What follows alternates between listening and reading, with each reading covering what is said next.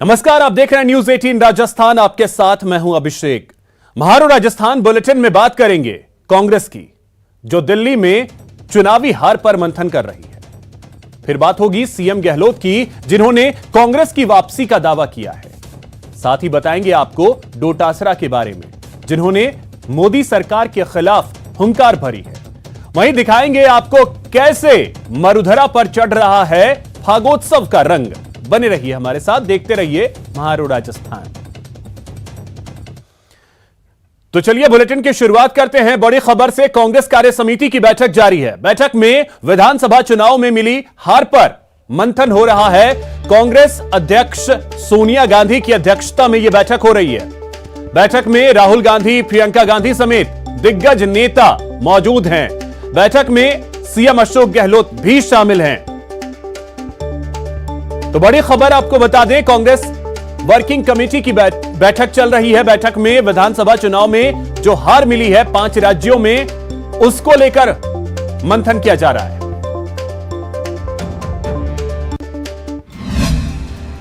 बड़ी हार के बाद आत्ममंथन, सीडब्ल्यूसी की बैठक, क्या हो रणनीति। 5 राज्यों के चुनाव परिणाम ने कांग्रेस के उस मर्ज को फिर से जिंदा कर दिया जिससे पार्टी 2014 से जूझ रही है। यूपी में कांग्रेस अब तक की सबसे कमतर प्रदर्शन कर हैरान है। पार्टी को उत्तराखंड, गोवा और पंजाब के परिणाम ने भी झटका दिया। तो कांग्रेस वर्किंग कमेटी दिल्ली में इस हार पर मंथन करने जुटी। चुनाव दर चुनाव कमजोर होकर कांग्रेस अब महज 2 राज्यों में सिमट गई है। हालांकि इसके लिए सियासत के मौजूदा चलन को जिम्मेदार ठहराया जा रहा है। और मेरा मानना है कि टोटली जो ये देश को चला रहे हैं जिस रूप में, वो बहुत खतरनाक अप्रोच उनकी है। धर्म के नाम पे राजनीति करना बहुत आसान काम होता है, दुर्व्यवहार करना बहुत आसान काम होता है। आप कब तक इस प्रकार देश को चलाओगे, ये सोचने की बात है देशवासियों को। अब हालात जैसे भी हों, लेकिन इतना तय है कि कांग्रेस सरकार अब सिर्फ राजस्थान और छत्तीसगढ़ में ही बची है। कांग्रेस को उत्तराखंड और गोवा में सरकार में वापसी की पूरी उम्मीद थी, जो पूरी ना हो सकी। तो इसी साल गुजरात और हिमाचल प्रदेश में विधानसभा चुनाव हैं। वहीं अगले साल कर्नाटक, राजस्थान, मध्य प्रदेश और छत्तीसगढ़ के साथ कई और राज्यों में विधानसभा चुनाव होंगे। कांग्रेस को बीजेपी के साथ ही क्षेत्रीय दलों से भी चुनौती मिल रही है। पश्चिम बंगाल के सीएम ममता बनर्जी, ओडिशा के सीएम नवीन पटनायक और तेलंगाना के सीएम के चंद्रशेखर राव जैसे क्षेत्रीय छत्रप कांग्रेस को विपक्ष की अगुवाई करने देने को तैयार नहीं हैं। तो समस्या पार्टी के अंदर भी है। देश की सबसे पुरानी पार्टी कांग्रेस में काफी वक्त से 2 धारा काम कर रही है। एक विचार के लोग पार्टी नेतृत्व में परिवर्तन चाहते हैं, तो दूसरी धारा को गांधी परिवार में पूरा भरोसा है। मेरी दृष्टि के अंदर कोई भी लीडरशिप को लेके कोई शिकायत नहीं, ना सोनिया गांधी जी से, ना राहुल गांधी जी से। सब चाहते हैं कि इनके नेतृत्व में पार्टी एकजुट है, एकजुट रहेगी, एकजुट रही आज तक। किसने कहा था सोनिया गांधी जी को जब पार्टी में लाए गए, अध्यक्ष बनाया गया, तो उन्होंने थोड़ी कहा मुझे बनाओ। कांग्रेस ने कहा कि अगर कांग्रेस को देश में मजबूत करना है, बचाना है, तो ये परिवार ही बचा सकता है। कांग्रेस में फैसला ना ले पाना सबसे बड़ी समस्या है। कांग्रेस का नेतृत्व अभी सीधे तौर पर सोनिया गांधी के पास है, जो पार्टी की अंतरिम अध्यक्ष हैं। कांग्रेस वर्किंग कमेटी राहुल को नेतृत्व तो देना चाहती है, लेकिन इसके लिए राहुल तैयार नहीं दिखते। हालांकि कांग्रेस संगठन चुनाव की प्रक्रिया चल रही है, लेकिन चुनावी प्रक्रिया से पार्टी को अध्यक्ष मिलने में सितंबर तक का वक्त लग सकता है। ऐसे में सवाल उठता है कि लगातार हताश हो रहे पार्टी के कार्यकर्ताओं को हौसला कहां से मिलेगा। तो गंभीर सवाल ये भी है कि गुजरात जैसे अहम राज्य में कांग्रेस दिशाहीन हालत में बीजेपी को टक्कर कैसे दे पाएगी। Bureau report, news 18 Rajasthan. तो 5 राज्यों के जो परिणाम आए, उसके बाद अब कांग्रेस जो है वो आत्ममंथन कर रही है। कांग्रेस वर्किंग कमेटी की बैठक चल रही है। लगभग 2.5 घंटे का वक्त हो चुका है और उम्मीद यही है कि यह बैठक जो है लंबी चलेगी, क्योंकि निर्णय जो है वो लेना जरूरी है पार्टी के लिए, क्योंकि अब सिमट कर, जैसा आपने हमारे रिपोर्ट में भी देखा कि 2 राज्यों राजस्थान और छत्तीसगढ़, बाकी कुछ राज्यों में सहयोगियों के साथ सरकार चला रही है कांग्रेस। लेकिन अब कांग्रेस के जो कार्यकर्ता हैं, जिनमें एक निराशा का भाव है, उनमें आशा कैसे जगाई जाए। हमारे सहयोगी रवि सिसोदिया दिल्ली से और अधिक जानकारी के साथ जोड़ रहे हैं। रवि, अगर इस बैठक की बात कर ली जाए, लगभग 2-2.5 घंटे का वक्त हो चुका है, बैठक और लंबी चलने की उम्मीद है, क्या जानकारी आपके पास?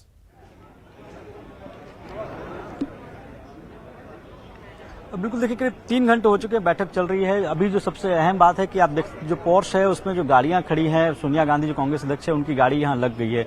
ऐसा माना जा रहा है कि कुछ ही समय में ये बैठक खत्म हो सकती है। सोनिया गांधी की गाड़ी के बाद पीछे राहुल गांधी और प्रियंका गांधी, तीनों की गाड़ियां एआईसीसी के अंदर आ गई हैं, लग चुकी हैं। तो ये ऐसा माना जा सकता है कि बैठक जल्दी खत्म हो सकती है। हालांकि 3 घंटे से अधिक समय हो गया जब से बैठक चल रही है, और जो चर्चा थी, कहा जाता है कि जो चर्चा होने वाली है, जो 5 राज्यों में विधानसभा चुनाव में जिस तरह से कांग्रेस की हार हुई, उसको लेकर समीक्षा बैठक बुलाई गई है। अभी कि अगर बात करें तो संकेत जरूर मिल रहे हैं कि बैठक जल्द खत्म हो सकती है। लेकिन जहां तक समीक्षा बैठक की अगर बात करें, जिस तरह से अशोक गहलोत को बुलाया गया है, भूपेश बघेल को बुलाया गया, तो ऐसे माना जा रहा है कि कांग्रेस कोई बड़ा फैसला ले सकती है। और बड़े फैसले को लेने के लिए जो बड़े नेता हैं कांग्रेस वर्किंग कमेटी के मेंबर के अलावा, जो स्पेशल इन्वाइटी हैं, परमानेंट इन्वाइटी हैं, उनको बुलाया गया है। क्योंकि सवाल जरूर उठ रहे थे, क्योंकि जिस तरह से कांग्रेस का वोट शेयर, चाहे उत्तर प्रदेश हो, उत्तराखंड हो, पंजाब हो, गोवा हो, उसमें गिरता है, तो वैसे भी सवाल जरूर खड़े होते हैं कि कांग्रेस कब तक इस तरह से चलेगी, क्योंकि सवाल जरूर खड़े होगा कि जिम्मेदारी कौन लेगा। तो एक बड़ी अहम बैठक है। उस बैठक में ऐसा बताया जा रहा है कि बड़े फैसले जरूर लिए जा सकते हैं। जहां तक जवाबदेही तय होगी, जवाबदेही तय होती है नहीं होती है, उस पर तय करना है। क्योंकि पिछली बार भी जब केरल हो गए, असम हुए, वहां पे कांग्रेस की जब हार हुई थी, तो उसका एक कमेटी का गठन किया गया था। हालांकि उस कमेटी की रिपोर्ट सार्वजनिक नहीं की गई थी। तो ये सवाल जरूर खड़े होते हैं, और ये सवाल जो कांग्रेस के नेता सवाल खड़े करते रहे कि आखिर कब तक इस तरह चलता रहेगा। और जब कमेटी की मीटिंग होती है, कमेटी की बैठकें अगर होती है, तो उसमें जो रिपोर्ट्स होती हैं, उस रिपोर्ट के आधार पर कार्रवाई क्यों नहीं की जाती है। और इसी बाबत एक अहम बैठक जो करीब 3 घंटे से चल रही है। जी बिल्कुल रवि, और इसमें अब अहम यह भी हो जाता है, देखिए यहां भले ही हार मिली हो 5 राज्यों में, लेकिन इसके बाद अगर बात करें तो नवंबर दिसंबर में भी कई राज्यों में चुनाव होने हैं। तो अब जो कांग्रेस के कार्यकर्ताओं के अंदर निराशा आई है, आशा कैसे जगाई जाए? कुछ तो करना होगा, क्योंकि नेतृत्व को लेकर के कहा गया कि सवाल कहीं भी नहीं है, नेतृत्व पे कोई सवाल नहीं, तो फिर सवाल किस चीज पे?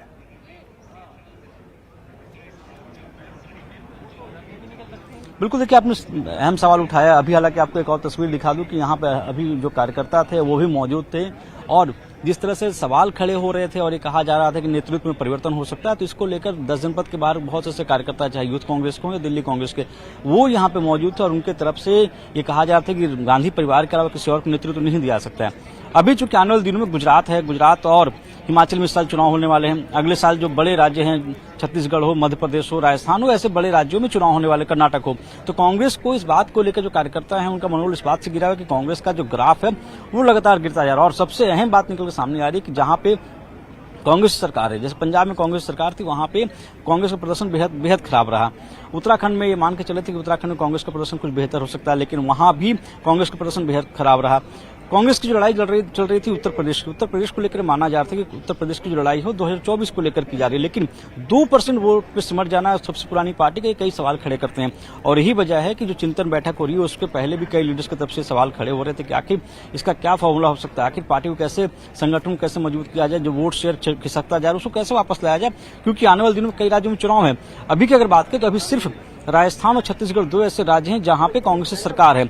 और अभी जिस तरह के हालात बन रहे हैं, जिस तरह से वोट से छिटकता जा रहा है, आपने देखा होगा कि पंजाब में आम आदमी पार्टी की जिस तरह से पैठ बनी, आम आदमी पार्टी ने वहां पर प्रचंड बहुमत हासिल कर तो सरकार बनाई, तो कहीं ना कि आम आदमी पार्टी की चुनौती हो सकती है आने वाले दिनों में राजस्थान को लेकर। तो तमाम ऐसे मसले हैं जिसको लेकर इस बैठक में चर्चा हो रही है, चिंतन चल रही है। करीब 3 घंटे से अधिक का समय हो गया, लेकिन सवाल जो खड़े होते वो यही होते हैं कि अगर बैठक होती है, बैठक के बाद एक कमेटी का गठन किया था, न ही उस कमेटी की रिपोर्ट सार्वजनिक की जाती है, न ही उस पर कोई कार्रवाई की जाती है। तो इस बार कई लोगों की मांग जरूरी थी कि कोई कठोर कार्रवाई की जाए, ताकि ये लगे कि आलाकमान को फैसला लेता हुआ दिख रहा है। जी बिल्कुल, तो रवि, लगता है कि अब कांग्रेस शायद इससे सबक ले, क्योंकि पंजाब में जो भी चीजें हुई, इसके अलावा माना जा रहा था कि उत्तराखंड में बेहतर कर सकती है पार्टी और गोवा में बेहतर कर सकती है। वहां अपेक्षित परिणाम कांग्रेस को नहीं मिले, लेकिन उत्तर प्रदेश में बहुत बड़ी निराशा हाथ लगी। लेकिन पंजाब में जहां आप सत्ता में थे, वहां पे चुनाव से पहले यानी 6 महीने पहले जो कुछ होना शुरू हुआ, लगता है कि उससे बहुत बड़ा नुकसान हुआ और पार्टी अब शायद उससे सबक लेगी और ऐसे राज्यों में कुछ भी करने से पहले 100 बार अब सोचेगी। देखिए, बिल्कुल देखिए, पंजाब का चुनाव जो है वो कहीं ना कहीं कई सवाल खड़े करता है, अगर आप हाईकमान की ही बात कर ले, क्योंकि पंजाब चुनाव में जिस तरह से विरोध किया गया, कई से सांसद थे जिन्होंने खुले तौर पर नवजोत सिंह सिद्धू का विरोध किया। नवजोत सिंह सिद्धू लगातार जो चन्नी से चन्नी वहां के मुख्यमंत्री थे उनका विरोध कर रहे हैं, तो कहीं ना कहीं पार्टी में जो एकजुटता है वो नहीं दिख रही थी, जो अनुशासन की कमी दिख रही थी। आने वाले दिनों में जो बड़े राज्यों की अगर बात करें तो राजस्थान एक ऐसा बड़ा राज्य है जहां पे फिलहाल कांग्रेस की सरकार है, और वहां भी जिस तरह की पहले गुटबाजी दिख रही थी, हालांकि ऐसा बताया जा रहा है कि काफी हद तक कोशिश की गई है या लगाम लगाई गई है जो गुटबाजी थी उसको खत्म करने के लिए, लेकिन चुनौती बड़ी जरूर है, क्योंकि अगर एक के बाद एक चलिए बिल्कुल रवि, तो आप नजर बना करके रखिए, बैठक खत्म होती है फिर नेता निकलते हैं, अगर मीडिया से कुछ बात करते हैं तो वो भी अपडेट आपसे लेंगे। फिलहाल बहुत शुक्रिया आपका तमाम जानकारी के लिए। 5 राज्यों के नतीजों के बाद कांग्रेस में निराशा है। इसी बीच संसदीय कार्य मंत्री शांति धारीवाल का बड़ा बयान सामने आया है। शांति धारीवाल ने कहा है कि कांग्रेसी कार्यकर्ताओं को परेशान होने की जरूरत नहीं है। राजस्थान की जनता के दिलों में कांग्रेस बसती है। अगले चुनाव में जीत हमारी ही होगी। बीजेपी कोई गलत फहमी में न रहे। इधर बीजेपी ने भी शांति धारीवाल के बयान पर पलटवार किया। बीजेपी नेता घनश्याम तिवाड़ी ने कहा कि कांग्रेस पूरे देश से सिमट रही है। राजस्थान में बीजेपी की ही सरकार बनेगी। वो जनता के लिए लड़ता है। ज्यादा उत्साहित होने की भारतीय जनता पार्टी के कार्यकर्ताओं को कोई जरूरत नहीं है। अभी राजस्थान है, ये राजस्थान के तो एक एक व्यक्ति के नसों में कांग्रेस जो है वो जमी हुई है। यहाँ के मुख्यमंत्री ने जो बजट दिया है और उस बजट से जो करोड़ों आदमियों को जो फायदा मिलने वाला है, जब वो धरातल पे आएगा तब पता लगेगा इन्हें कि कांग्रेस की वैल्यू क्या है, कांग्रेस की मूल्य क्या है, कांग्रेस की नीतियां क्या है, कांग्रेस की नीतियों से कितना बड़ा फर्क आएगा। तो ये समझने की बात है। लगातार एक चुनाव में कांग्रेस हारती है, एक चुनाव के बाद जीतती है। जहां तक उनका इस बार कांग्रेस के हारने का नंबर है, और वो 2 कारण से हारेगी। आंतरिक कलह से ग्रस्त पूरा केंद्र का कांग्रेस का जो सारा का सारा ढांचा है वो जर्जर है और आंतरिक कलह से ग्रस्त है। तो इस प्रकार से कांग्रेस का जो ढांचा ध्वस्त होता जा रहा है वो राजस्थान में भी होने वाला है, और कांग्रेस को भी राजस्थान में दूसरा भी स्थान मिले कि नहीं मिले, और वो मान्यता प्राप्त विरोधी दल की श्रेणी में भी आए कि नहीं आए, यह स्थिति कांग्रेस की है।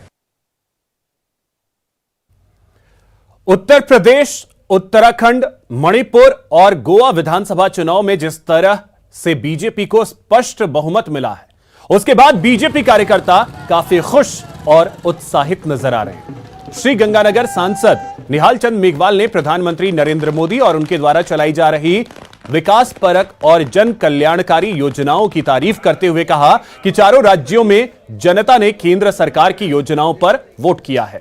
केंद्र सरकार द्वारा चलाई जा रही विकास की और जन कल्याणकारी योजनाओं का लाभ आम आदमी तक पहुंच रहा है।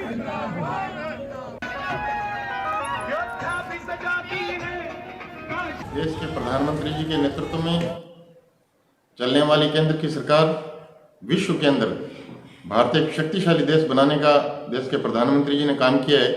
अभी 4 राज्यों में चुनाव हुए हैं। भारतीय जनता पार्टी को प्रचंड बहुमत मिला है। विकास के नाम पे चुनाव हुआ। देश के प्रधानमंत्री जी श्रीमान नरेंद्र भाई मोदी के नाम पे हमने चुनाव लड़ा है, और नेतृत्व देश के प्रधानमंत्री जी का है। और मैं समझता हूँ कि विकास की योजनाओं को लेकर हम लोग गाँव में गए थे, और विकास की योजनाओं को देखते हुए यहाँ के चारों राज्यों के आम लोगों ने भारतीय जनता पार्टी को चुना है। और मैं समझता हूं कि भारतीय जनता पार्टी विकास में सबसे ज्यादा योगदान देती है। 5 राज्यों के चुनाव परिणाम आने के बाद से कांग्रेस संगठन को मजबूत करने में जुटी है, और इसके लिए कांग्रेस ने सबसे पहले दौसा जिले को चुना। यहां कांग्रेस का जिला स्तरीय प्रशिक्षण शिविर चल रहा है, जिसमें पीसीसी चीफ गोविंद सिंह डोटासरा के साथ ही गहलोत कैबिनेट के कई मंत्री भी शामिल हुए। मेहंदीपुर बालाजी के दर्शन के बाद कांग्रेस के प्रशिक्षण शिविर का आगाज हुआ। इस शिविर में चिकित्सा मंत्री प्रसादी लाल मीणा, महिला एवं बाल विकास मंत्री ममता भूपेश, कृषि विपणन मंत्री मुरारी लाल मीणा के साथ ही बांदीकुई विधायक जीआर खटाना समेत बड़ी संख्या में पार्टी के नेता और कार्यकर्ता शामिल हुए। डोटासरा ने पार्टी कार्यकर्ताओं को एकजुटता और मजबूती से कार्य करने का मंत्र दिया। पार्टी का फोकस गहलोत सरकार के किए कामकाज को जनता तक पहुंचाने की है। कांग्रेस राजस्थान में किसी भी प्रकार का रिस्क नहीं लेना चाहती और मिशन 2023 से पहले प्रदेश सरकार द्वारा कराए गए कार्यों को जनता तक पहुंचाने और अधिक से अधिक लोगों को कांग्रेस पार्टी से जोड़ने के प्रयास में जुट गई है।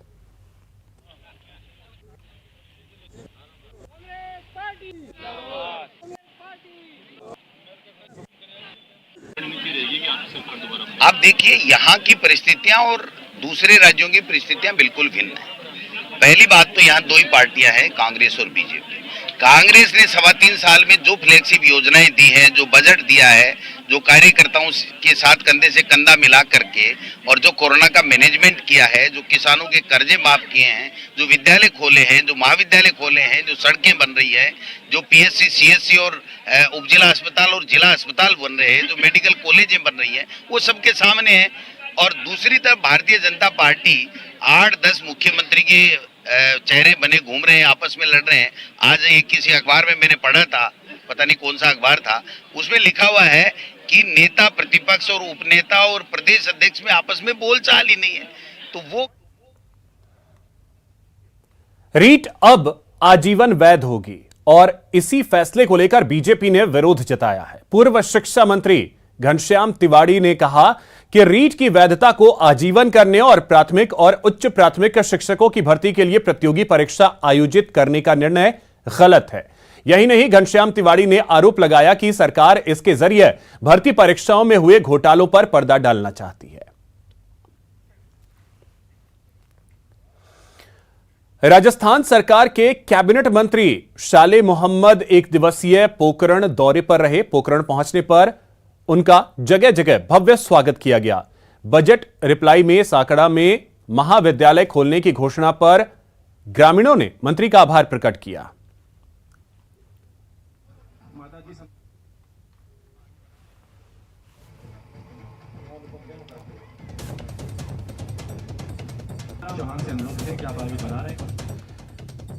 यहां रुकेंगे एक छोटे से ब्रेक के लिए। ब्रेक के बाद आपको दिखाएंगे कहां वन्य जीव अंगों की तस्करी पर एसओजी ने की बड़ी कार्रवाई।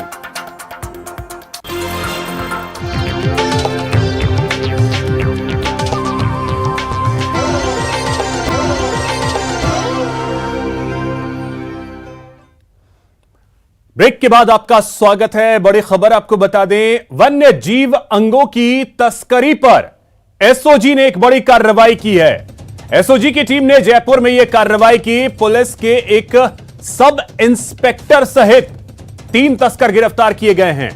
35 बड़े हाथी के दांत, हाथी दांत का पाउडर बरामद किया गया है। एक रिवॉल्वर भी बरामद हुआ है। आरोपियों के कब्जे से 1.5 लाख रुपए भी बरामद हुए हैं।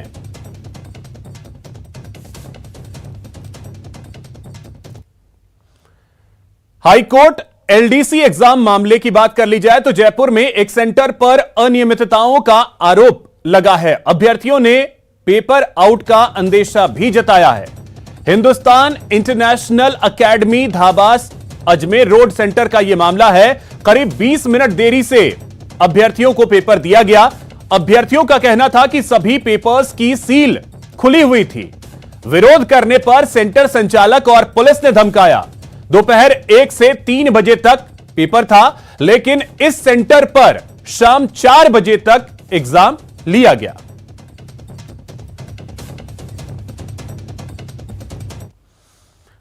खबर जोधपुर से है, जहां चेन स्नैचिंग का लाइव वीडियो सामने आया। दरअसल जोधपुर पुलिस कमिश्नरेट के नागौरी गेट थाना क्षेत्र में एक बाइक सवार बदमाश ने सड़क पर जाती एक महिला के गले से सोने की चेन छीन ली और मौके से फरार हो गया।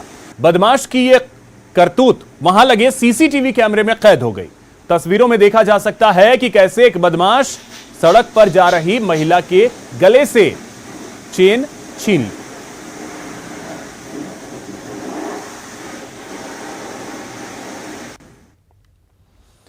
झुंझुनू के चिड़ावा में एक दुकान से सोने की मिट्टी चोरी करने का मामला सामने आया है।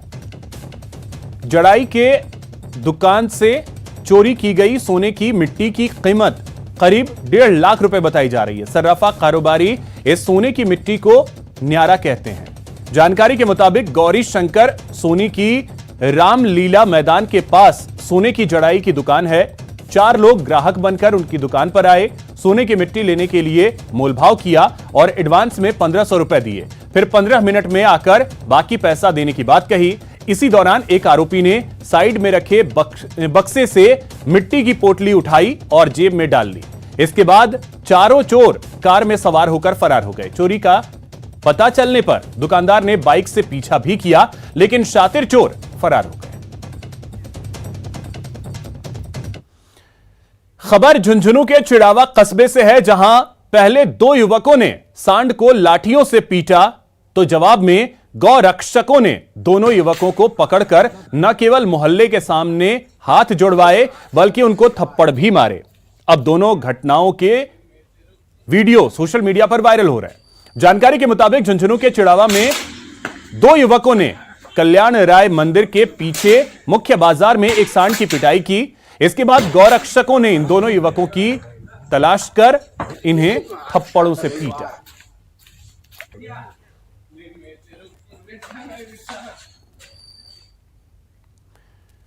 नागौर के मकराना थाने में एसीबी ने एक बड़ी कार्रवाई को अंजाम दिया। दरअसल थाने में एसीबी की टीम ने कार्रवाई करते हुए एक हेड कांस्टेबल को 5000 रुपए की रिश्वत लेते रंगे हाथों गिरफ्तार किया। एसीबी के मुताबिक आरोपी हेड कांस्टेबल ने एफआईआर लगाने की एवज में परिवाद बनवारी से 20,000 रुपए की रिश्वत मांगी थी। परिवादी की शिकायत पर एसीबी की टीम ने मामले का सत्यापन कराया। सत्यापन के दौरान आरोपी हेड कांस्टेबल ने 8,500 रुपए लिए। सत्यापन होने के बाद आज हेड कांस्टेबल को ट्रैप किया गया। बुलाकर इसको कोड वर्ड यूज़ कर करके इसको रिश्वत राशि की डिमांड की जा रही थी। एट लास्ट आज 13 को परिवादी को कॉल करके थाने पे बुलाया और थाने पर बुलाकर इससे 11,500 रुपये की जो रिश्वत राशि शेष थी उसको ग्रहण किया। तत्पश्चात उसमें से मात्र 5,000 रुपये इसने ग्रहण करके बाकी की राशि इसने परिवादी को बड़ी चालाकी से वापस लौटा दी, जिस राशि को ब्यूरो द्वारा रिकवर करने का प्रयास किया जा रहा है और अनुसंधान जारी है। जयपुर में एक महिला से 9.5 लाख की ऑनलाइन ठगी के आरोप में पुलिस ने 2 ठगों को गिरफ्तार किया है। दोनों शातिर ठगों को दिल्ली से मानसरोवर थाना पुलिस ने गिरफ्तार किया। ये दोनों आरोपी नाइजीरियन हैं। दोनों आरोपी दिल्ली के उत्तम नगर में रह रहे थे। पुलिस के मुताबिक जयपुर में वरुण पथ सेक्टर 30 की रहने वाली अलीकुट्टी चंडी नाम की महिला ने 25 जनवरी को एक केस दर्ज करवाया था, जिसमें बताया गया कि उसके व्हाट्सएप नंबर पर साइबर ठगों ने फोन किया और विदेश से पार्सल गिफ्ट की बात कही, जिसे लेने के लिए टैक्स और कुछ चार्जेज के बहाने अपने खाते में 9.5 लाख रुपए ऑनलाइन ट्रांसफर करवा लिए। इसके बाद ठगों ने अपना नंबर बंद कर दिया। शिकायत के बाद जयपुर पुलिस मोबाइल नंबर और खाते की जानकारी हासिल कर दिल्ली पहुंची, जहां से नाइजीरियन युवक डेनियल और रेमंड को गिरफ्तार किया गया।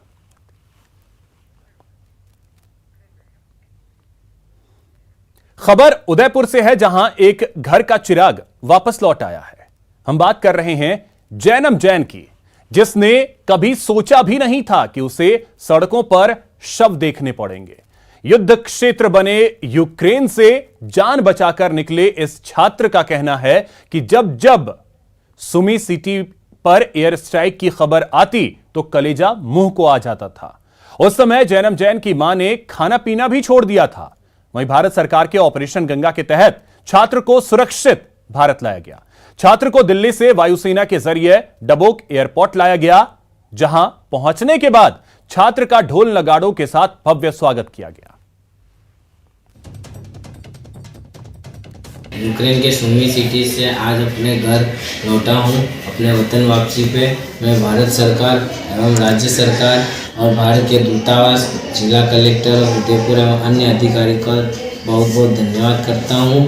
और मुझे बहुत परेशानी है, जिस वजह से भारत के दूतावासों ने हमारी सहायता करी और हमें जल्द से जल्द हमारे घर लाने की तैयारी करी थी। उन सबका धन्यवाद बहुत तहे दिल से।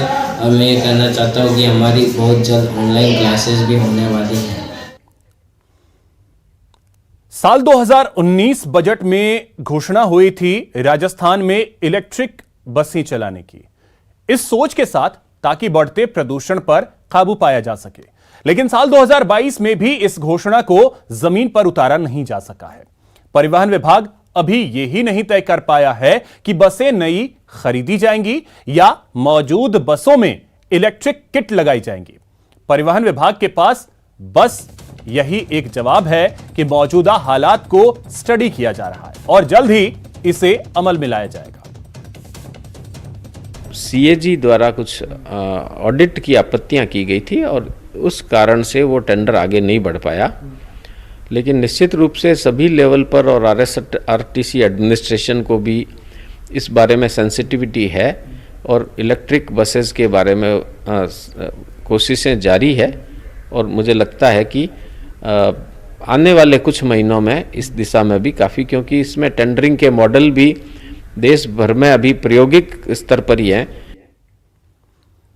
आजादी के अमृत महोत्सव के अवसर पर जयपुर में कला एवं संस्कृति विभाग, राजस्थान सरकार, ललित कला अकादमी और रविंद्र मंच सोसाइटी की ओर से 22वें कला मेले का आयोजन हुआ। मेले में ईएसआई मॉडल हॉस्पिटल की चीफ मेडिकल ऑफिसर डॉक्टर गरिमा जैन की फड़ और एक्रेलिक आर्ट पेंटिंग की प्रदर्शनी लगाई गई, जिसे विजिटर्स ने काफी सराहा। डॉक्टर गरिमा पेशे से चिकित्सक हैं, लेकिन पेंटिंग्स उनकी हॉबी है।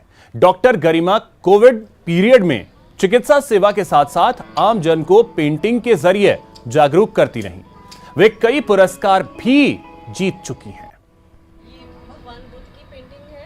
भगवान बुद्ध की पेंटिंग है, मिक्स मीडिया ऑन कैनवस, और ये अर्धनारीश्वर, ये केरला म्यूरल आर्ट है कैनवस के ऊपर, एक्रेलिक पेंटिंग। ये फर फोक आर्ट है, कोलाज वर्क किया है और इसमें ये दर्शाया है राजा कहीं काम पर जा रहा है और जो रानी है वो ये कह रही है आप सदैव विजयी भव। ये राधा कृष्णा है, केरला म्यूरल पेंटिंग, और ये एक्रेलिक ऑन कैनवस करा है। यहां रुकेंगे एक छोटे से ब्रेक के लिए।